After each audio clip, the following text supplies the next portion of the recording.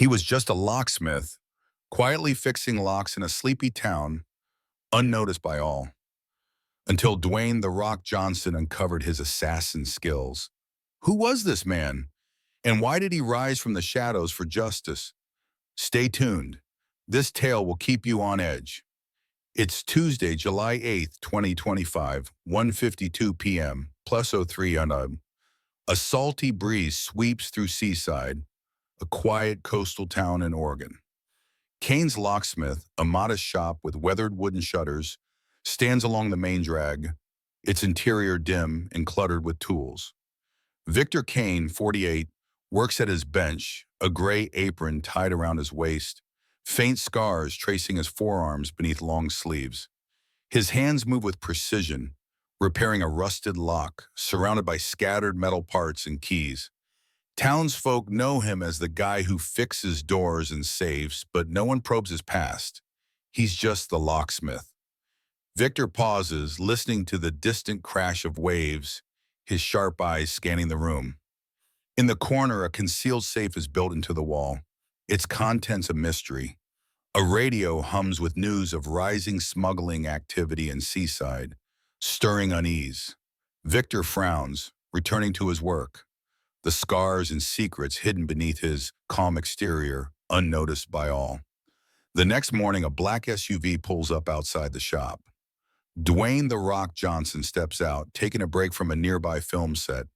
Dressed in jeans, a black t-shirt, and sneakers, his presence draws curious glances from locals. Kids whisper from across the street as he enters. Victor looks up from his bench, offering a curt welcome, his voice steady despite the celebrity. Dwayne steps inside, the metallic scent of the shop hitting him, and admires Victor's skill as he cracks a safe with ease. He notices the speed of Victor's hands and the scars peeking from his sleeves. There's something about this guy, he thinks. Victor hands Dwayne a small keychain, simple yet finely crafted, as a gesture.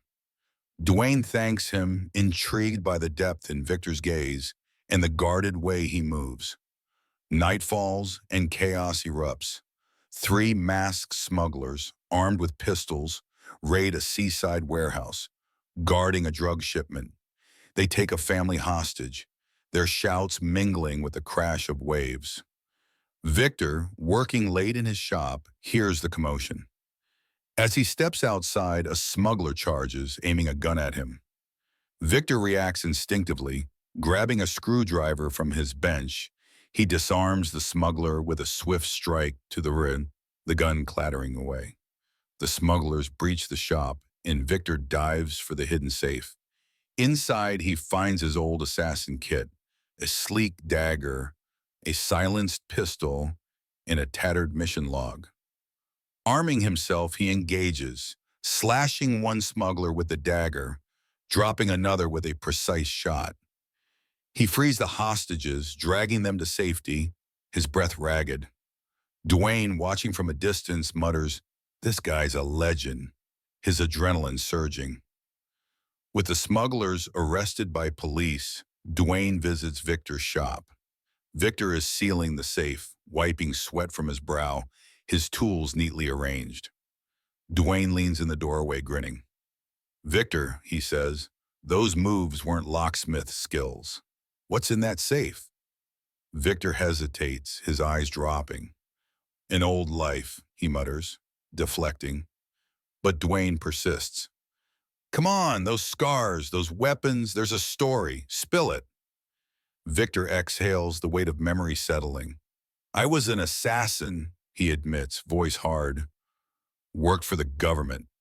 Lost my partner on a failed mission. My fault. I retired, swore off killing. Came here to hide."